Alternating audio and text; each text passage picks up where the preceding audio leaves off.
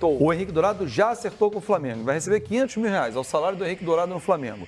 O Flamengo está acertando, está finalizando a negociação com o Fluminense de forma de pagamento.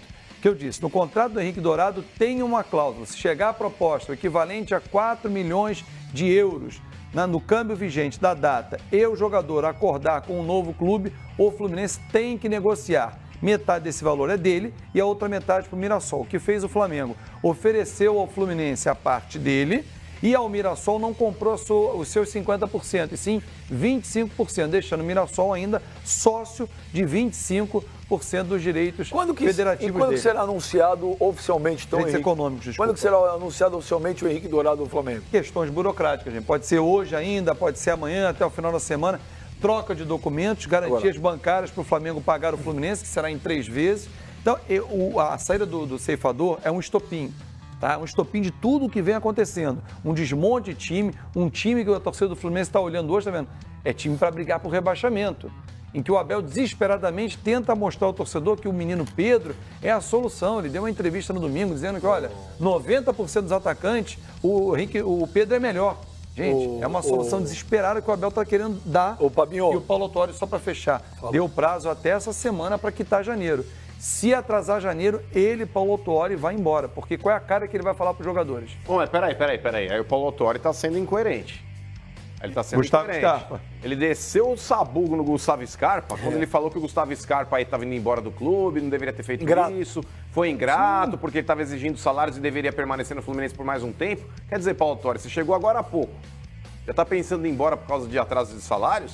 Você criticou o Scarpa, qual que é a tua lógica com relação a A informação que eu tenho é, ele se desgasta com o que a diretoria fez com o Cavalieri, com o Marquinhos, com aqueles caras, é ingratidão ou não? Irresponsabilidade. Ou falta de respeito? Eu vou dizer um negócio para você, que eu falei aqui já de outras vezes, não conheço pessoalmente esses dirigentes do Fluminense, mas nesse sentido aí, a ira do torcedor do Fluminense está coberta de razão.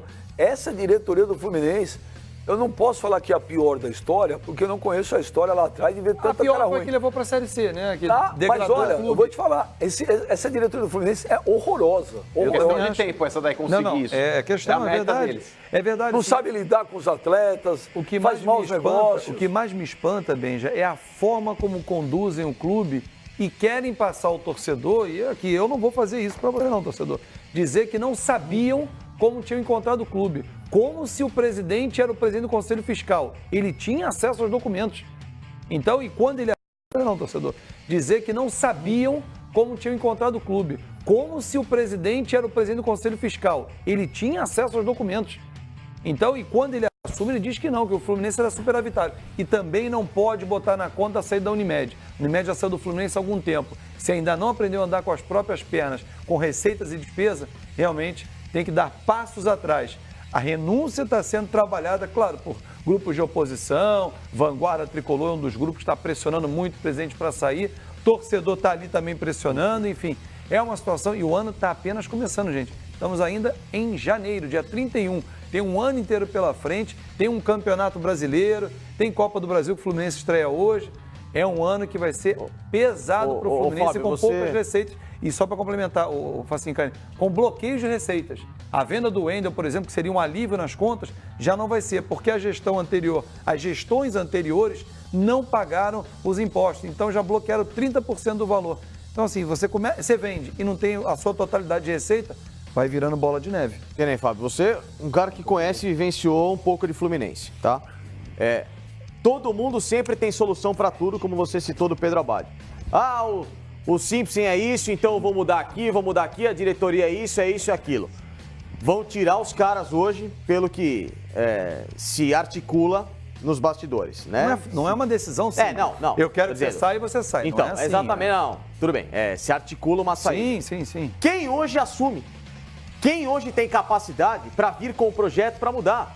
Porque é aquilo que eu falo, é muito blá blá blá, para pouco papel, para pouca solução burocrática, para pouca solução administrativa. Os dois candidatos anteriores da eleição que perderam para o Pedro Abad foram o Mário Bittencourt, que foi vice-futebol, anteriormente diretor jurídico, advogado, naquele julgamento da Luz, enfim, do Pequeno Príncipe, né, que ele exalta durante o julgamento, na defesa ao Fluminense, e o ex-presidente da Unimed, Dr. Celso Barros. Esses foram os candidatos que apareceram naquele pleito que perderam para o Pedro Abad. É o que eu falo hoje. Sai o Abad, quem assume hoje?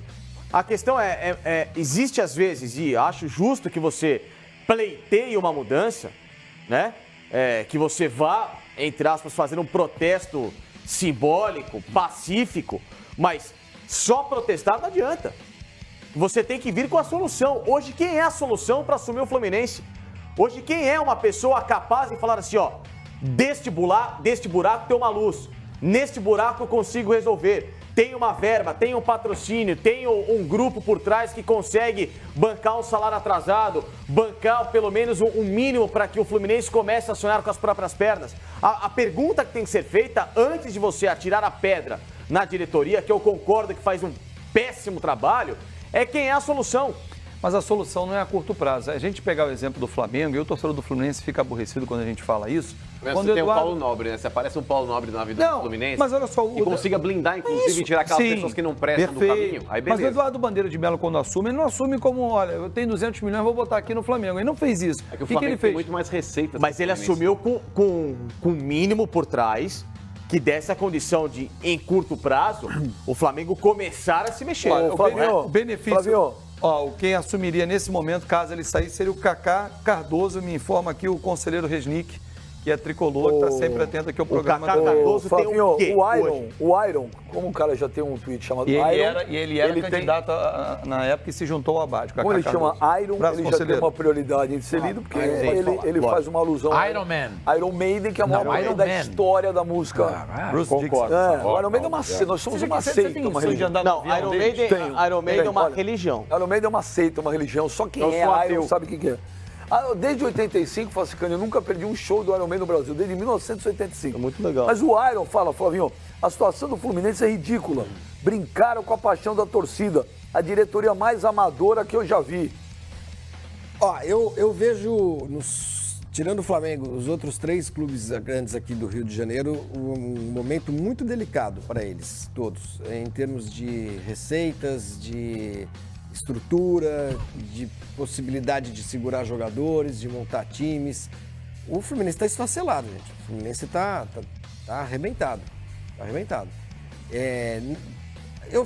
O Fabinho falou da Unimed. O caso da Unimed foi um caso muito claro de mecenato mesmo, né? Durante aqueles anos em que o Fluminense, inclusive, ganhou títulos e tudo mais, também quase caiu, mas enfim, era uma coisa pessoal lá do Celso Barros, que era...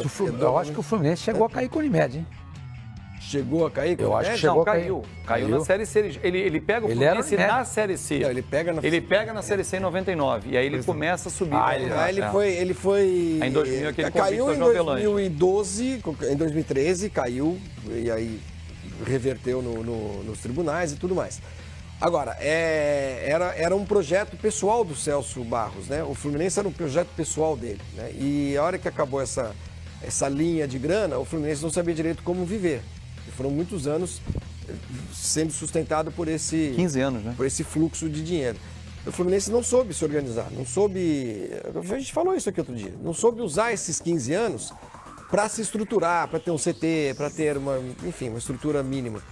E hoje não tem de onde tirar dinheiro. Tanto que esse CT, a gente está vendo as imagens aí, o torcedor vai dizer assim, pô, como é que o Fabinho está dizendo que não tem CT? Tem, porque um associado colocou dinheiro do bolso, emprestou isso é do ano passado, e está inacabado. E é do ano retrasado. Não, é de agora, está inacabado.